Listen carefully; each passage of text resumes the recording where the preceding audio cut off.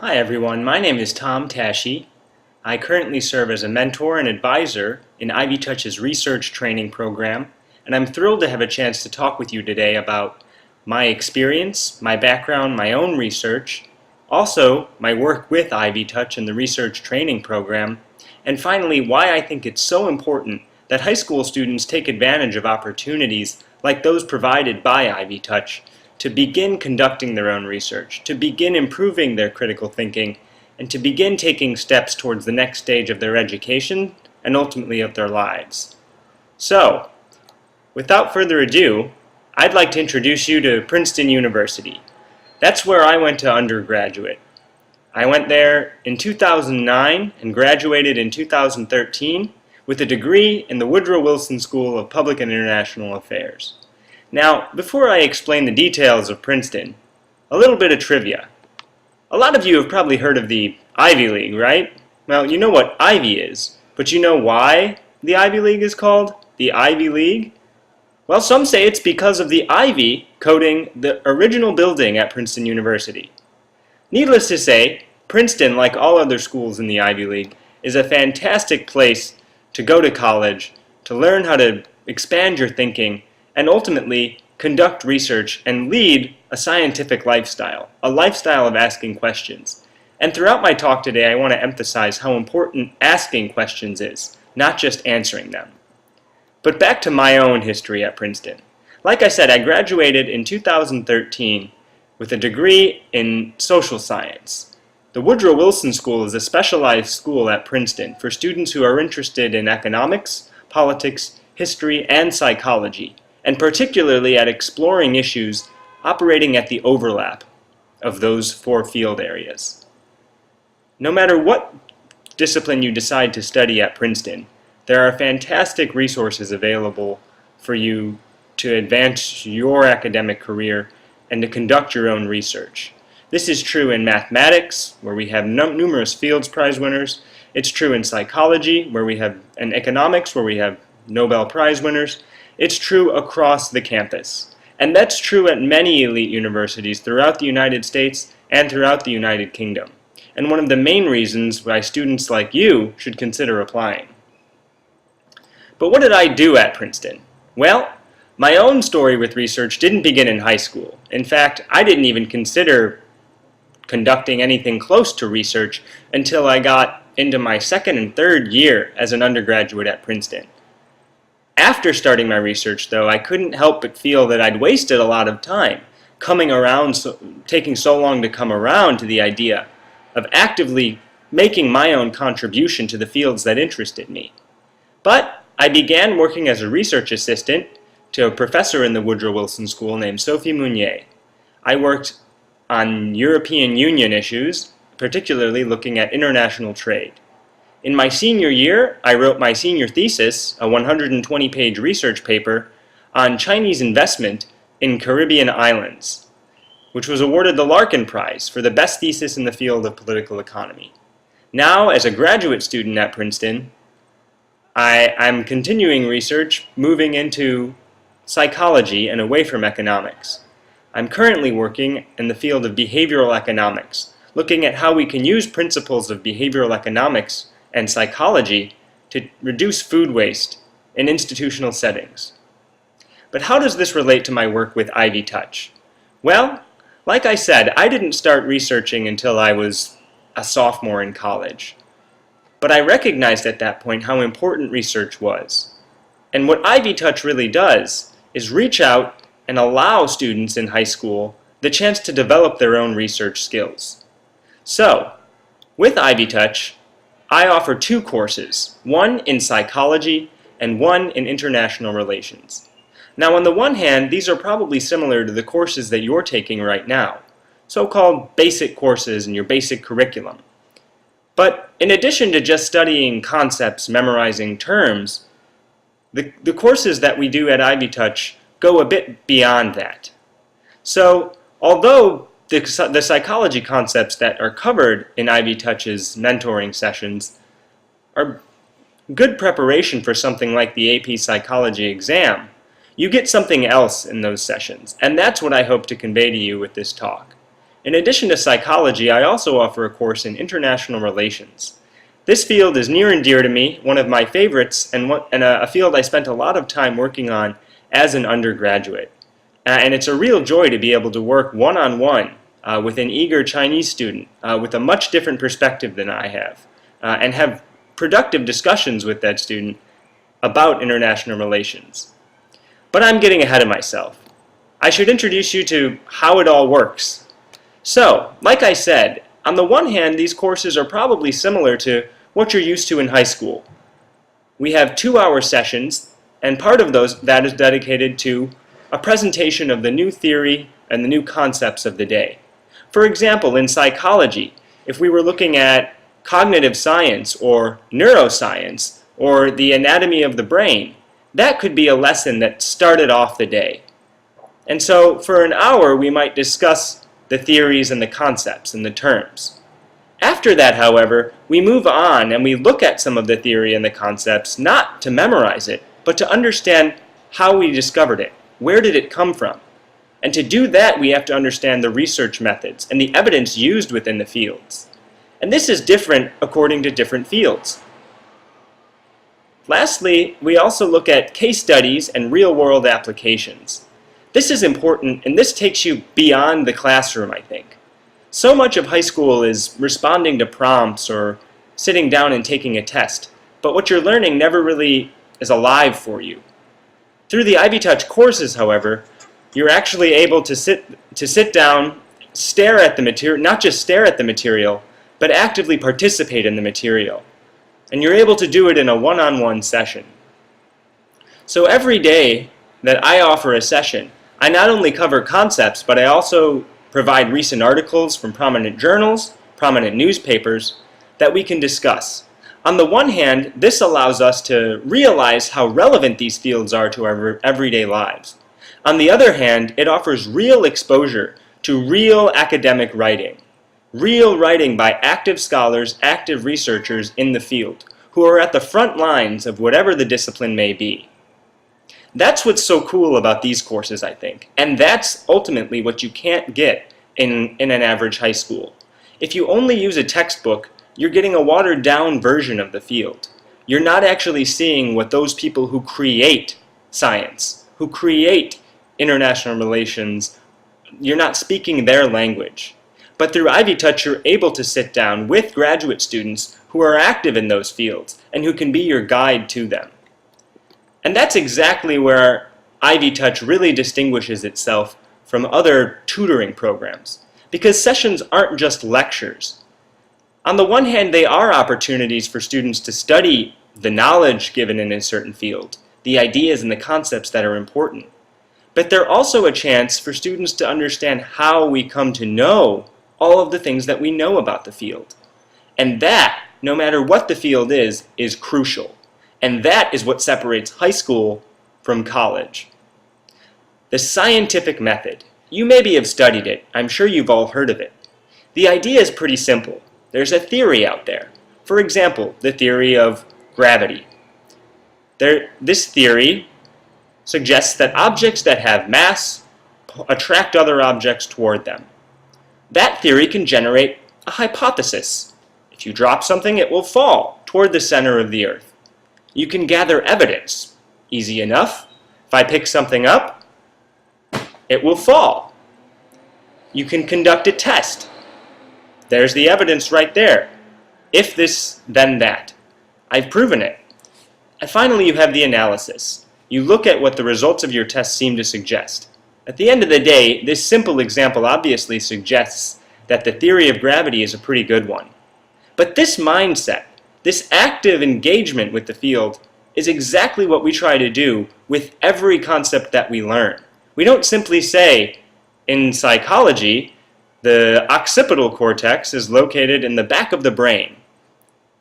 We say instead, how can we determine that the occipital cortex, which processes vision, is in the back of the brain? How could we test that? Well, one way psychologists early on used to test a theory about brain localization, or what part of the brain does what, was to knock part of it out in an animal. For example, If you knock out the back of a rabbit's brain, it can't see anymore. And that's ultimately how you test things. Knowledge isn't just given down from the sky. It's created by people. It's built up after years and years and years of experiments.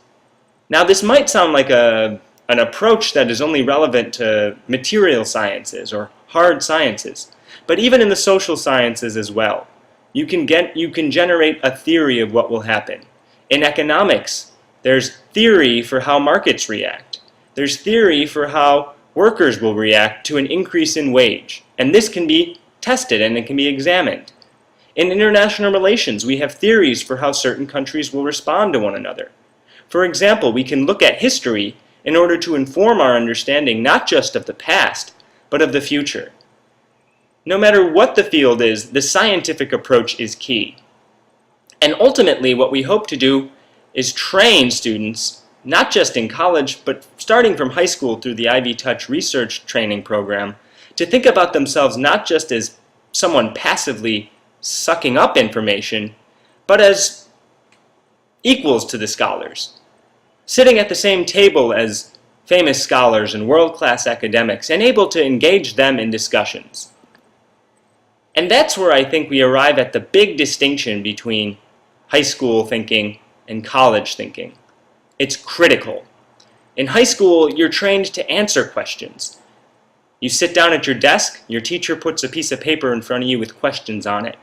You have no say in what the questions are, what knowledge matters, or where it came from. You're simply responsible for knowing it.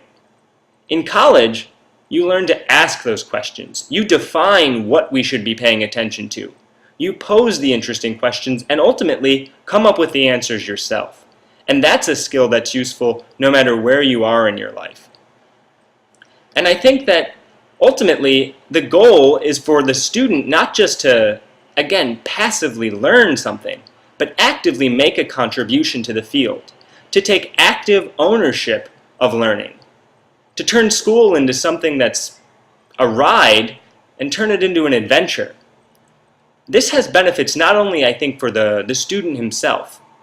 On the one hand, you learn something much more deeply. You get a much more complete understanding when you're actively involved with the subject, when you're actively testing the ideas and questioning them. On the other hand, you come up with something real that demonstrates your commitment, your scholarship, your abilities. And that can be useful both in an immaterial sense.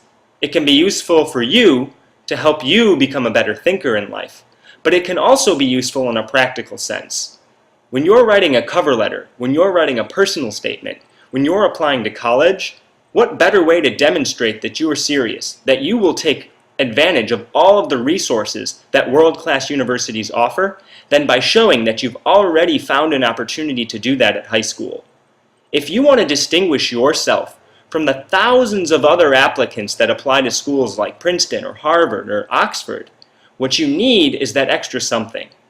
And trust me, as a high school student who wanted nothing more than to get into an Ivy League school, I would have jumped at an opportunity like Ivy Touch to actually design my own research, to pose my own questions, and to show my academic curiosity and my potential to pose challenging intellectual questions, my interest and my enthusiasm for intellectual growth. Because that's what these colleges really are. They don't care what you study. They don't care where you study it. They don't care where you come from. What they care about is what's inside your head. And the only way to really build that is to take advantages of opportunities to expand your own thinking. And Ivy Touch is a perfect opportunity to do that. Because unlike in high school, you can't just sit back and memorize. Because our sessions aren't lectures. They're conversations. When I wrote my thesis, when I started out the process, I was terrified. I thought it would be me sitting in a library every day doing research by myself. Me making interviews, maybe. Me collecting data occasionally. But for the most part, I thought it would be a solitary experience. What I discovered was it's anything but solitary. You have an advisor. I worked with a professor, a scholar, someone at the front of the field that I was interested in, who engaged me one-on-one, who asked me difficult questions, and who ultimately trained me to ask the difficult questions. And with Ivy Touch, that's exactly what you get. One-on-one attention with someone who takes an active interest. Now, someone who's not talking down to you, but seated across the table, looking right at you, asking you questions, listening to your answers, and also answering your questions. You're actively encouraged to take part in the discussion. Not just when things don't make sense, but when things do make sense and you want to dig deeper. That's what separates Ivy Touch from a high school class. And ultimately, that's what will separate your college career from your high school career. The ability to engage with scholars, engage with professors and academics and intellectuals around you on equal footing. To ask questions and be asked questions. Now, I've been speaking in very general terms throughout most of today's talk, and with my last few minutes, I'd really like to give you some concrete examples of what goes on in the sessions that I offer. They're the highlight of my week. I have 2 courses going on right now, one in international relations and the other in psychology. These are 2 very different fields. On the one hand, international relations is a social science. It's about making persuasive arguments and interpreting history. There are theories of international relations, and what we try to do in my sessions is take a theory, for example, realism, which is all about power politics, and look at events happening in real time and see what these theories can tell us. So, for example, we've looked at Japan and the United States and free trade agreements in East Asia. What forces are working to bring Japan and the United States, 2 close allies, closer together? And what forces are pushing them apart? We've also looked at China and the South China Sea, its conflict with Vietnam. What is the role of international law? And what does the institutional theory of international relations have to say about how disputes over islands and territories along China's maritime periphery will be solved? Finally, Russia and Ukraine. What precedent does this set in international law? How should the international community respond to Russia and Ukraine? These are active questions that there aren't right answers to, but they are the right questions to be asking at this time. And I don't have the right answer. Professors don't always have the right answer. Students don't always have the right answer. But if we think about these questions together, we're more likely to arrive at knowledge, at insight, and ultimately what college is all about. Psychology, on the other hand, is different. It's experimental science. So the questions that it generates are testable through experimentation in a laboratory often. So how do we test theories in psychology? How do we come to prove things using evidence? So we can ask all sorts of questions about how the brain works. For example, when we look at how our brain processes smells and how we encode memories, we find that there's actually overlap between the 2, such that strong smells help improve memory. I could tell you that and you could memorize it, or you could question it. You could think about why that might be the case and how you might go about proving it, which is exactly what we try to do in Ivy Touch sessions. And finally, how do we know if someone's lying? That's the million-dollar question. We've all heard of lie detector tests. Well, we can read people's brains using advanced neuroimaging techniques to actually detect signatures and the patterns of brainwaves. And we can, by understanding how these things work and understanding how we can test for them, we can understand how psychologists arrive at truths. So I'd like to conclude by talking about the mission of Ivy Touch and OGE and why it's a mission that I believe in. This is an organization made up not of professors, not of teachers, but of active graduate students, people active in research fields, people engaged with the subjects who want to devote their lives to it. So we bring our passion to this organization in order to spread access to world-class educational resources. China is one of the most important countries in the world right now, and Chinese students, more than ever, need to be taking advantage of these opportunities to enrich their own future and the future of the world.